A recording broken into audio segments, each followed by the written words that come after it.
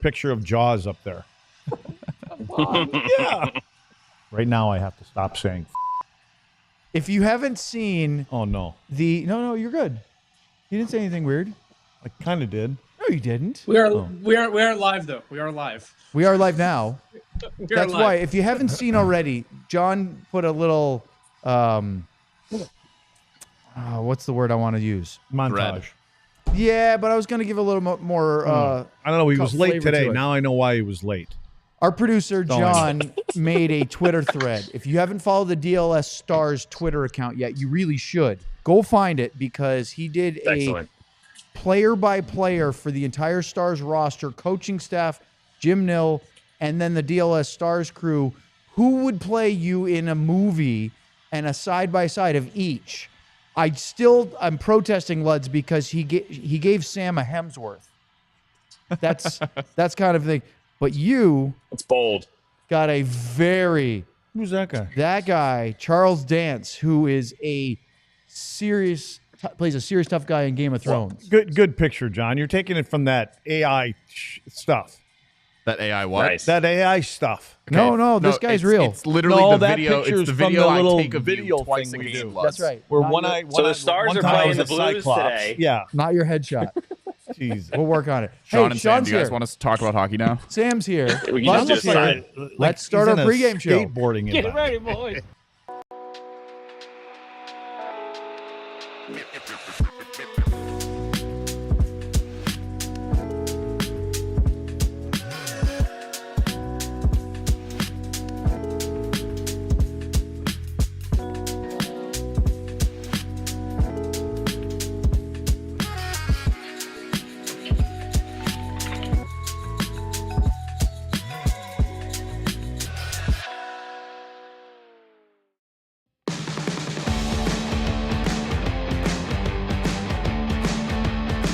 No, no, not him. What's his name? Tony Hawk? No, that's White. Yeah. Hey, we're lost already. This is the DLS Dallas Stars pregame show, and we're already gone. I know who could play Oops. Monty. Who? We'll get Monty's picture up there. We got to Show the Hold on, thumbnail, John. Show hold the on, thumbnail, John. I have to swap Sam and Sean's names before I do anything else. Hold on, there he is. Kojak. Well, actually, I did this for the Bruins when Monty was there, and I believe I had Michael Chiklis playing Monty. And there's Sean White after he got his haircut. That is Little true. bandana. Little bandana. Insert bald guy here. It is. Sean Shapiro's here wearing his Tottenham colors. Sam is over at the Yes. American Airlines Center. You got the heat? Do you have a heat in your house there, John, or no? I just finished. You always I have just a was hat on. skating I'm just wondering if you have heat in your house. I was just skating outside with the kids about 20 minutes ago, so it is 12 Nice. degrees here right now. So I am. Boy, it was I almost am 80. I am cold right now, so that is That's that is beautiful. legit cold. So You All play right. goalie You're in your skating- backyard ever? Thank you, John. no, I just play with the kids in the backyard. Also, I was because my children are already smarter than me, despite being only 6 and 4 years old. I said, "Wow, this is crazy. We're skating outside on March 2nd," and my daughter said, "Actually, Dad, winter goes till March 20th." So, so Wait a minute. Are you telling me the Evie is 6 already? yes. It's insane. I remember when she was born. Okay, let's Yes. get right to it, Sam. Already smarter Updates than me. on Okay. lineup for the Stars because no morning skate being a 5 o'clock start. Who's in? Who's out? Any changes? Yeah, no changes whatsoever. Same lineup as Friday, including Jake Ottinger in net again. Colin Blackwell will be the healthy scratch, so we've talked a ton about it. It's pretty much an odd man out in that fourth line right now. He's the odd man out right now, and they'll go with the same lineup. I mean, why wouldn't you, right? They beat a very good LA Kings team 6-2. So same lineup for tonight.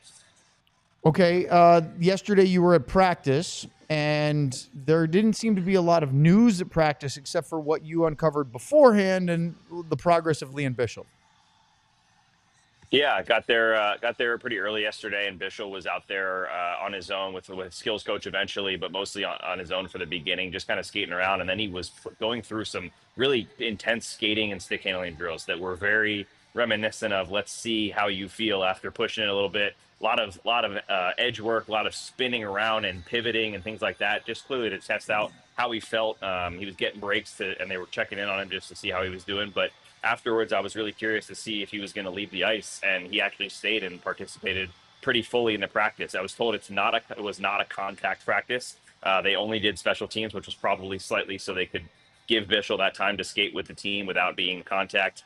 So he still stands as probable. He will not play today, obviously. He stands as probable for Tuesday against New Jersey. So all good news for that on Dallas's front. He was all smiles and having a good time with the team yesterday. So very good. It seems like he is going to return to the lineup against the Devils at home on Tuesday. And then the last thing from Sam today is about Wyatt Johnston, who seems to really be enjoying playing at home lately, even though the Stars haven't been home for very long. And for most of the month of February, they weren't. Yeah, Wyatt Johnston was one of those guys early on that we talked about, Pete talked about, that had the slow start, right? They played a lot of hockey lately. He was a big performer in the playoffs last spring. He's currently on an 11-game home point streak after this game on Friday against the Kings. He's the third player in franchise history to have that before the age of 22, which you can guess one of those, that's number 9, Mike Bonanno, and the other one is Tom McCarthy. So pretty amazing. This kid just keeps racking up things like that, right? It feels like every season or even less than that, he's got some other, we'll call it a record or call it climbing the charts, whatever you want to call it. He's just been so impressive to me. He's been really good on the penalty kill. He's third with 16 power play points. And well, one thing that I've noticed with him is we're talking about a kid who's 21 years old that jumps up from being a winger on the top line down to third line center, and he's pretty flawlessly gone wherever they need him to go. And on top of that, the guys they've put with him have usually had a good game when they're with him. And that's just what I think Wyatt has done. He's slowly and in other ways very rapidly become just an absolute do-it-all player for this team. And that's why many people talk about him as potentially the captain when Jamie Benn eventually hangs him up. Sam, I have 2 words for you. Ching ching. How about cha-ching? He's just every day. Every day It keeps ching ching and add another ching to it. Yeah. Good for him. He deserves it. All right, Sam. Enjoy yourself. I'll see you over the press box in like a half an hour. I do have one final note. Always got a note. Legendary Dallas Morning News Stars beat reporter Matthew DeFranks is in the building tonight in the press box. So we all bow to the Matthew DeFranks, and good to see him back here, and good to see him being so successful over there in St. Louis working for, I believe it's the St. Louis Dispatch. So legend in our midst today, boys. I was waiting for Sean to have something to say about DeFranks, but we got nothing. I figured he was going to say something. I was told that we got to let Sam talk and get going. I didn't want to interrupt him. He's pouting already. You shouldn't let me talk that long, boys. Don't. All let me right, talk. Sam. I thought there was a good follow up there. So it's Matt's an amazing human. So you should tell him that once you hang up here, and then go. Yes. Tell him Sean said that. Yes, go tell him that. So will do. All Thanks, right, boys. Sam. Enjoy the game. All right, let's get into this with Sean and Luds. Logan Stankoven scored twice on Friday, pulling himself even with Maverick Bork for the team lead in rookie goals with 9. To me, it felt not only like it was a game that was much needed, but also much overdue. What's it going to do to Logan Stankoven? Or, like in mid-January when he scored 2 goals against the Toronto Maple Leafs, is this not a turning point for Logan? I don't know how we answer that question. I think, how do you feel about it? I think we're going to see Logan do the very same things that he's done, and he has been doing that. Did he get a little closer than that? I don't know. He close enough to tuck a couple goals in. So I don't expect anything to change from him. And I think that he knows the situation that he was in and the comments that were made about you have to do something, right? So he did something. It took him a game or 2 after those comments, and I think he still knows that I have to continue to do this. So I don't expect anything different than the game that he played a couple nights ago. Sean, how do you feel about Stankoven right now compared to when he was healthy scratched last weekend? When you wanted to trade him. I never when I wanted to trade him, and I'm being accused of wanting to trade him. I mean, there was the completely different scenario laid out there, but we're not going to roll the tape that far back, I guess. I think he was good the other night. He scored a couple goals. That's great. And Luds, you put it best. Can we answer that question? What does that change? Last time he went and scored 2 and then didn't find the back of the net for a little while there. So can he continue to build offensively, continue to finish? Can he do all of that? And then things can go along smoothly for him. I said it the other day, and I laughed because someone dutifully went onto Twitter and said that my take the other day aged poorly, and I retorted, well, he went and did exactly what I said he needed to do. So I don't see how that take aged poorly the other day. He has to put the puck in the net. He has to keep doing that. Otherwise, you find ways for Colin Blackwell to get back in the lineup. And so that's what Logan Stankoven has to keep doing. Be a goal scorer. Let's talk about Jason Robertson, a guy who is very much a goal scorer. I saw this interesting tweet from Josh Clark, friend of ours who does great work for the Victory Plus TV crew as part of the Dallas Stars production. He tweeted out that since Christmas, Jason Robertson ranks third in the NHL in goals with 18.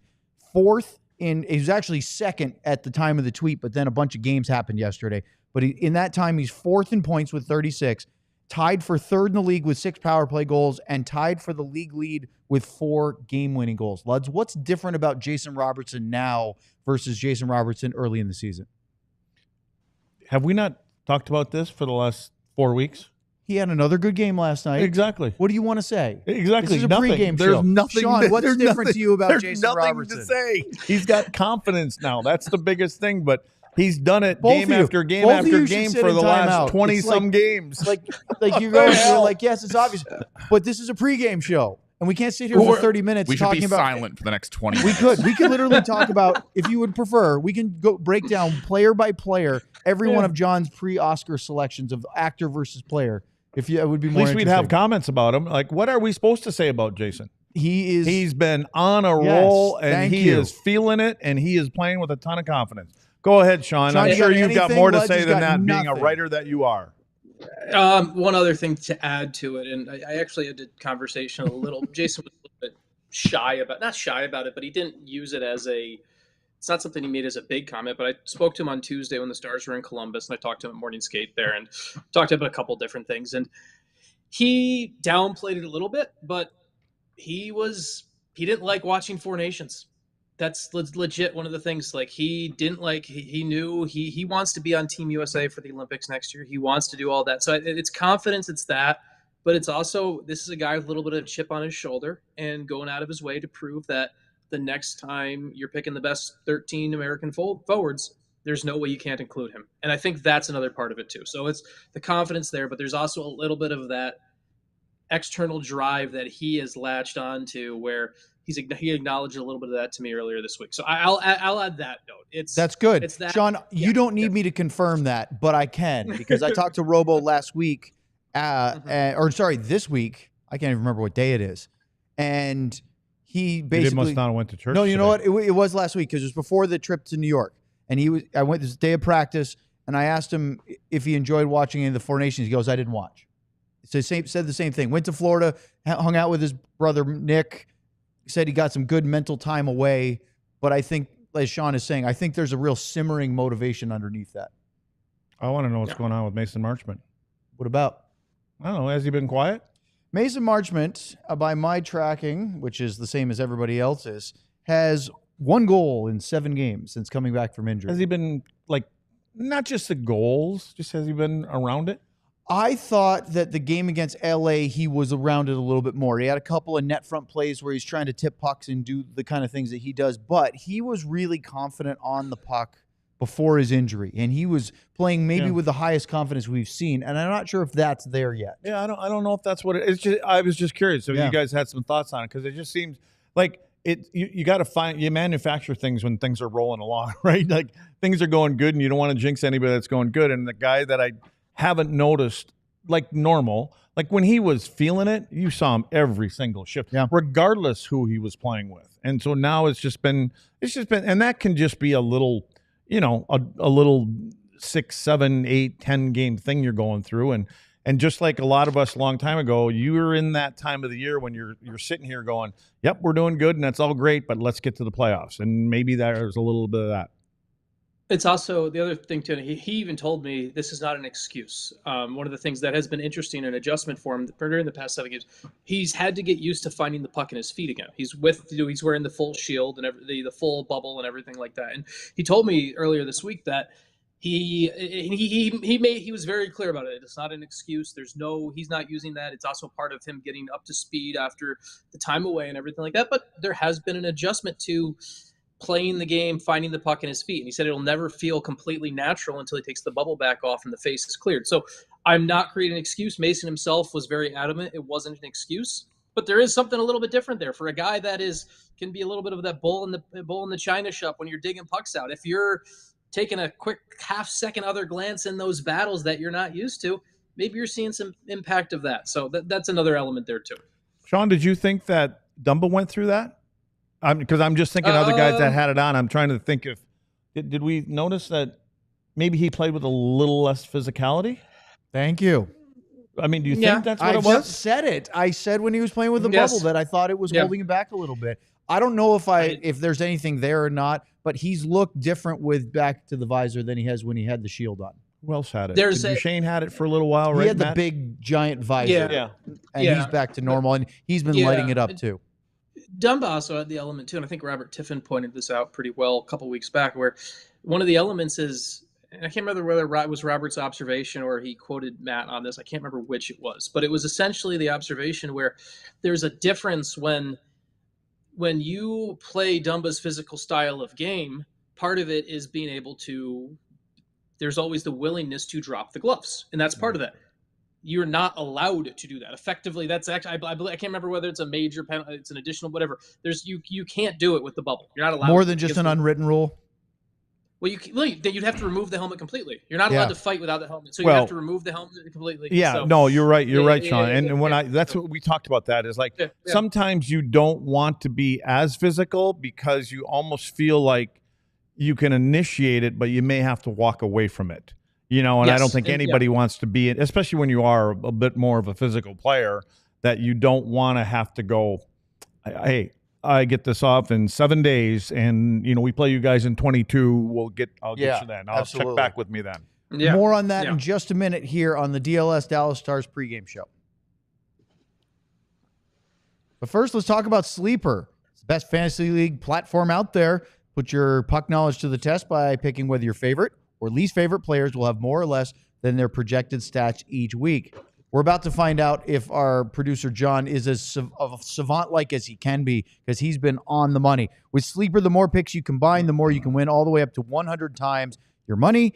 Sleeper keeps you in the loop with instant alerts for breaking news and major injuries. Stay ahead of the game and keep track of league updates in real time, so you're always informed and ready to outsmart your friends. If you think you have what it takes, new users can download the Sleeper app and use the code DLSSTARS to get $55 in free entries when you place a $5 contest. Apply it to any contest. Doesn't have to be your first. Terms and conditions apply. See Sleeper's terms of use for details. Currently operational in over 25 states. Check out Sleeper today. And now let's actually show you what we have cooked up for today. John was 3 for 3 on Friday, which yielded an 18 times your money if you had picked that. Well, today, Roope Hintz is an assist machine, so let's take Hintz to record more than 0.5 assists. Esa Lindell is 12th in the NHL in block shots and has recorded at least 3 in 22 games this season. Let's take Esa to record more than 2.5 block shots. Those two hit, and you'll make back 5.6 times your entry. All right. Speaking of Roope Hintz, Sean, I have a question directed at you, although, Letty, if you want to chime in, you're more than welcome to. Hintz had a career-high 4-assist game on Friday night against the Kings, and he has 12 helpers of 16 points, 4 goals, 12 assists in his last 12 games. We talked about it for a couple of months, that Hintz is more of a shooter than a setup guy. What's going on in the last 12 games or so? I mean, well, you look at some of the... It's not like he's all of a sudden it's changed his playing style. I think it's just there's been way more puck pursuit. And I think Luds might agree with me on this, where he's still looking and shooting and everything like that. But I think there's been more of that digging in and finding that loose puck and building off of chaos. And I think that's one of the places where Roope Hintz, Luds and I both talked about, can he be this impactful player? He's a very good player every night, but can he be a great player every night? And part of that is what he's been doing a little bit more lately. He is taking from chaos and creating out of it. And it's not changing that he's shooting. It's not changing that whether he's passing more one way or the other. To me, it's more about he's winning those other battles, and he's letting his physical tools do the speaking, which he hasn't done, which he doesn't do all the time. And so it's what Roope Hintz is at his best, and it feels a little bit cliche right now for me to pull a bunch of stuff out of Four Nations, but he played with Barkov. He watched and spent a week with Barkov. What does Barkov do every single night? And I think Barkov's a good example for how Hintz can try to be that player every single night. So that's what I've been seeing. What about you, Luds? I think when Roope, well, first off, when Roope's skating, I've said this numerous times, but what he does is he creates breakdowns. He creates breakdowns through the neutral zone and especially in the defensive zone. And right now, he knows his little buddy to the left is on fire. And so I think right now, yes, if he gets a clear open chance that he's going to take that shot.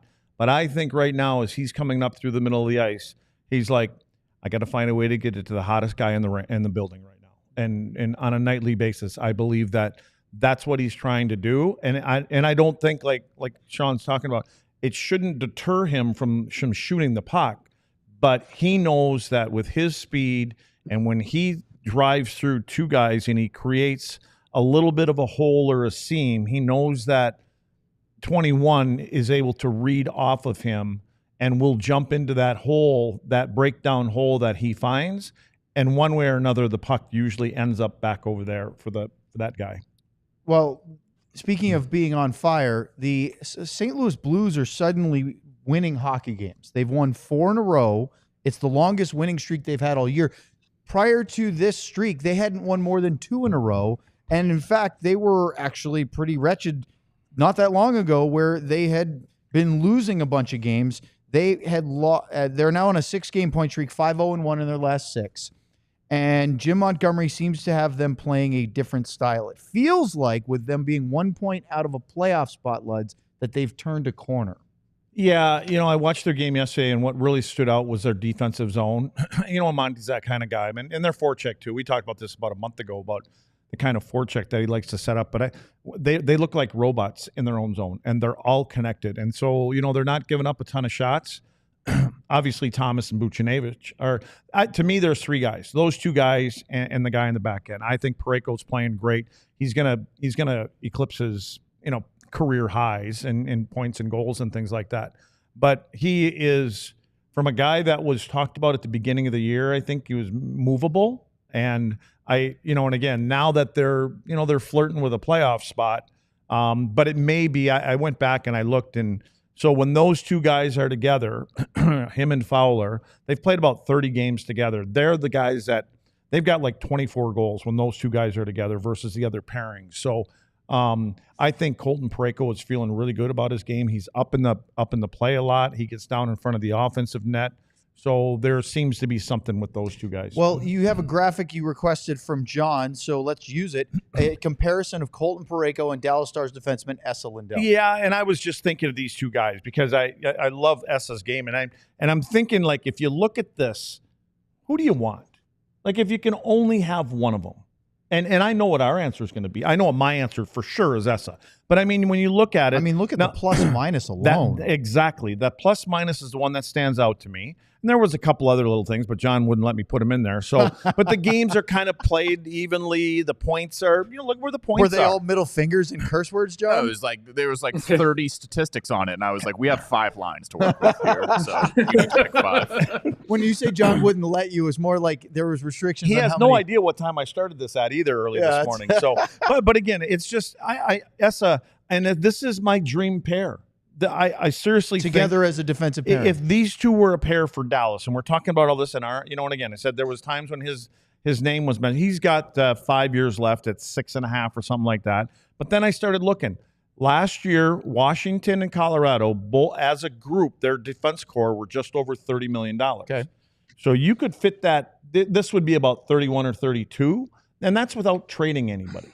So And I don't think Doug Armstrong is all fired up about trading his best sure he's defenseman not. down the road Especially after if being they want here. to make the playoffs this year. But I mean, but it would cost something to get a guy like that. I wanted to look at those two guys because one is obviously a little bit more offensive, right? He gets power play times like that. And he's more of a shooter. Correct. And so you look at that, and S's numbers are pretty damn close. They're really good. Like you said, that plus minus is double of what his is. You know, when S is a defensive guy and doesn't put up a ton of points, that just means he's a really good defender, exactly what you want going into this time of the year. Sean, Radek Faksa is back for the first time in the regular season. Did play a preseason game in Dallas, but this is different. I know they've played twice. Faksa wasn't here the first time because of that awful skate cut he suffered. Fortunately, it wasn't worse because it was pretty close to the midsection.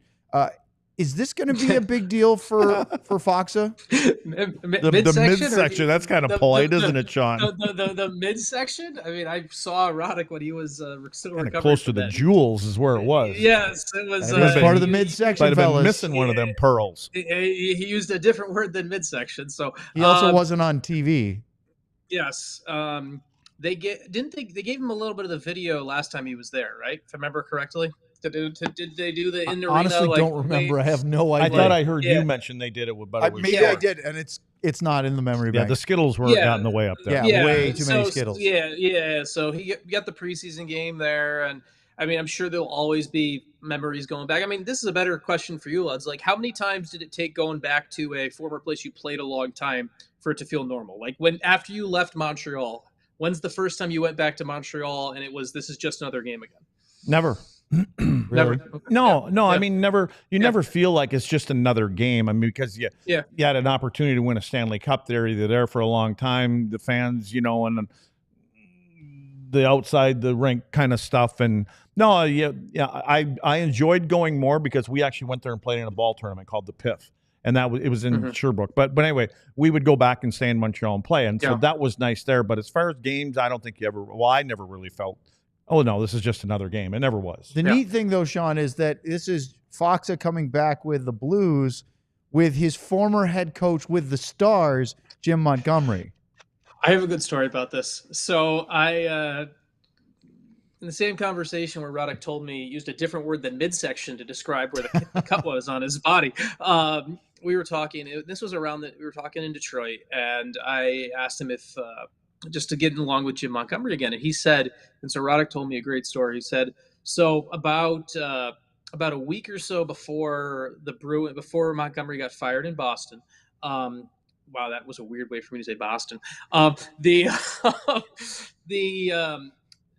Radek was catching up with David Pastrnak either after a morning skate or before a game. I can't remember which exactly it was, but they were catching up, and Jim Montgomery actually came by and saw them talking and chatted for a bit. And Radek told me that apparently Jim Montgomery said to him at the Times, man, it's like, hope you're good. I always love coaching. I would love to coach you again someday.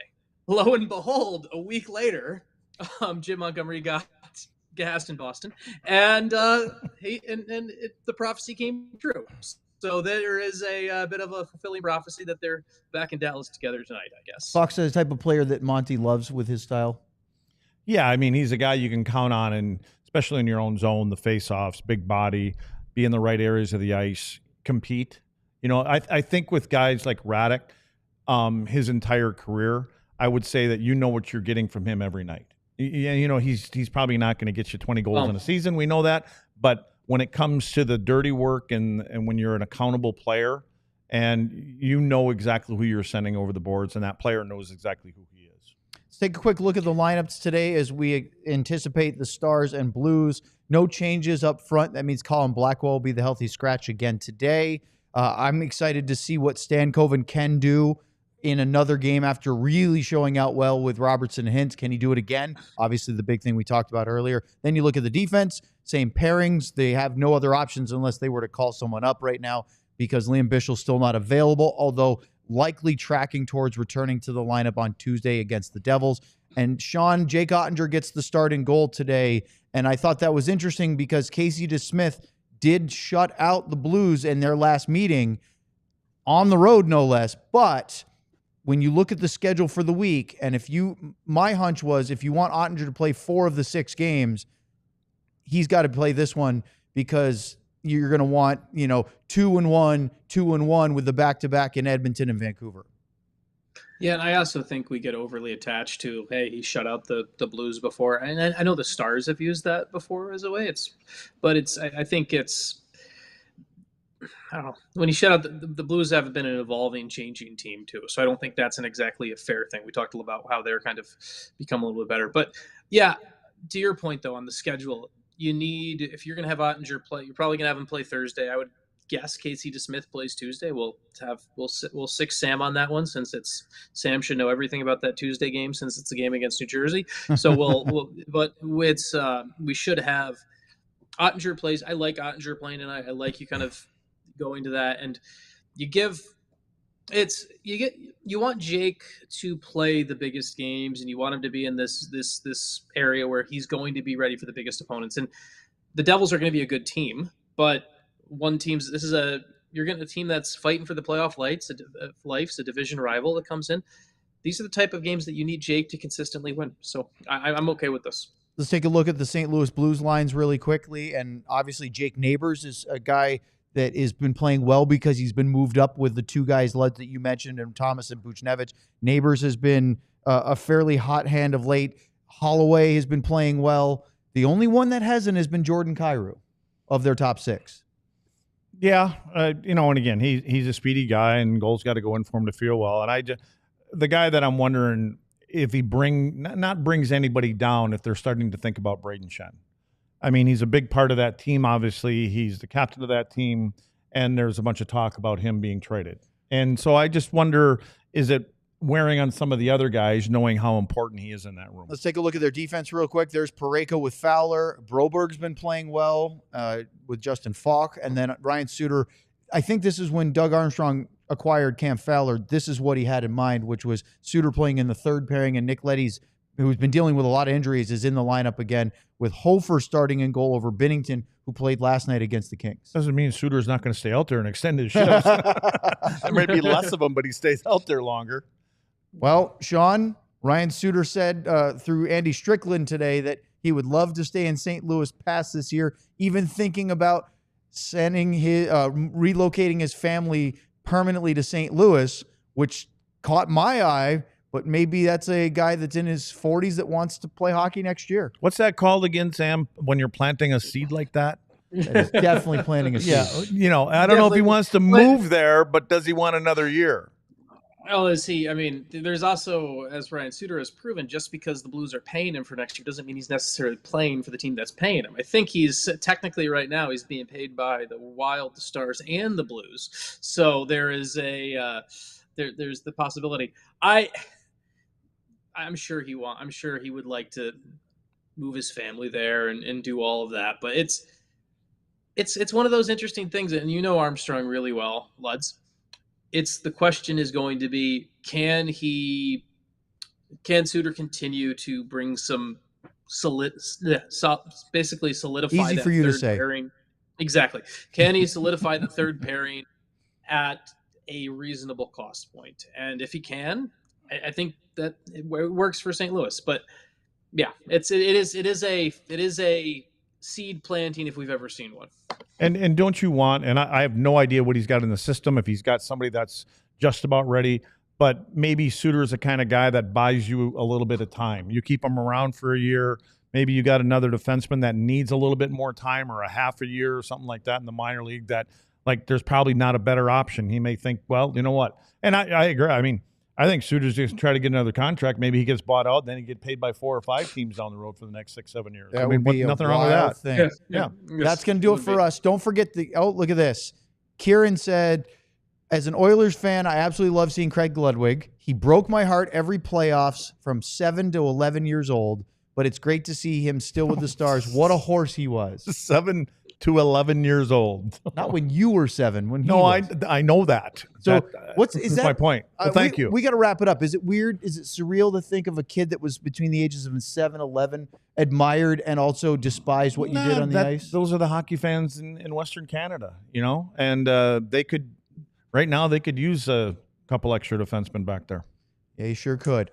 TNT game on TNT and Max. Still should be called HBO. Watch the game with us. We'll be here for the post game. Sean, Luds, myself, Sam will be reporting later. Get those super chats. These guys will hopefully have a little bit more to talk about and be a little chattier after the game than pre-game right here on DLLS. We had a lot to talk about. Just ask better questions. Come on. I believe that they are going to crush these guys tonight. We all silly like the mayor.